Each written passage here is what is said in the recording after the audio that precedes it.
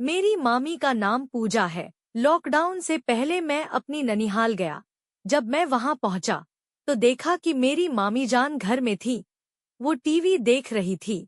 उन्होंने मुझे देखकर खुश होते हुए कहा, अच्छा हुआ तुम आ गए। तुम्हारा सफर अच्छा तो रहा ना? मैं बोला, हाँ मामी, सब अच्छा रहा। नाना नानी कहाँ हैं? मामी बोली, नाना बाहर गए हैं और नानी पड़ोस में गई है। तुम मेरे कमरे में जाकर फ्रेश हो जाओ, तब तक मैं तुम्हारे लिए खाना लगाती हूँ। मैं उनके कमरे में गया।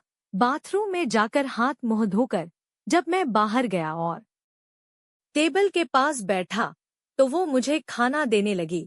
फिर मैं खाना खा रहा था, तभी नाना नानी भी आ गए। वो मुझे देखकर बहुत खुश हुए। खाना खाने के बाद हम तीनों बात करने लगे और मामी अपना काम करने लगी। शाम को नाना नानी जल्दी सो जाते हैं, इसलिए मैं बाहर सोफे पर अपना मोबाइल चलाने लगा। मामी अपना काम खत्म करके टीवी देखने लगी। मैंने उन पर ध्यान नहीं दिया। मामी मेरी तरफ देखती हुई बोली, ऐसी किससे बात कर रहे हो जो मुझ पर ध्यान ही नहीं है?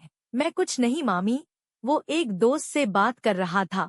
मामी, अच्छा, दोस्त या गर्लफ्रेंड? मैं बात पलटते हुए बोला, वो जाने दो मामी, आप अपनी बताओ। मामा का काम कैसा चल रहा है? मामी, हाँ ठीक चल रहा है। ऐसा चल रहा है कि उन्हें घर आने का भी टाइम ही नहीं मिलता। 1 महीने से राजस्थान में है। मैं, अच्छा, वो वापस कब आएंगे? मामी, अभी 1 महीना और लगेगा, उसके बाद आएंगे। मैं फिर से मोबाइल चलाने लगा। मामी बोली, मैं तुमसे एक सवाल पूछ सकती हूँ? मैं, हाँ बिल्कुल। मामी, तुम्हारी कोई जीएफ है? मैं, मामी क्यों पूछ रही हो?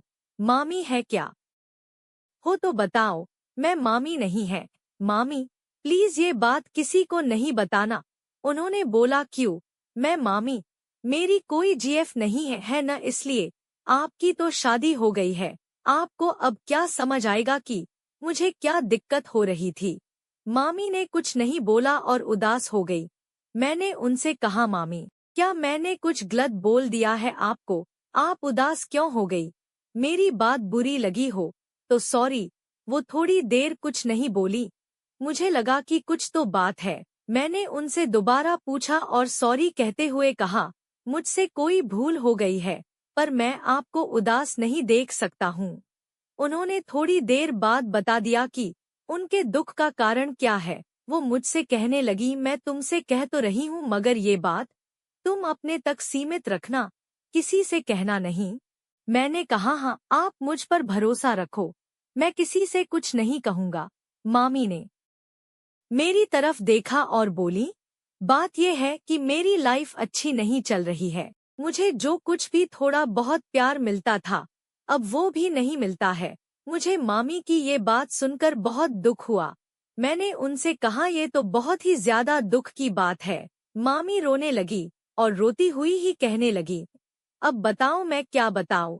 इसी वजह से मुझे तुम्हारे नाना नानी की बातें सुनना पड़ती हैं। तुम्हारी नानी मुझे बांझ समझ रही है। कुछ देर बाद मैं मामी के पास से उठ गया और उनसे कहा, मैं अभी जा घूम कर आता हूँ। मामी बोली, जल्दी आना, मुझसे तुमसे और भी कुछ काम है। मैंने कहा, आप हिम्मत रखिए, आपको मैं इस तरह से दुखी नहीं देख सकता हूँ।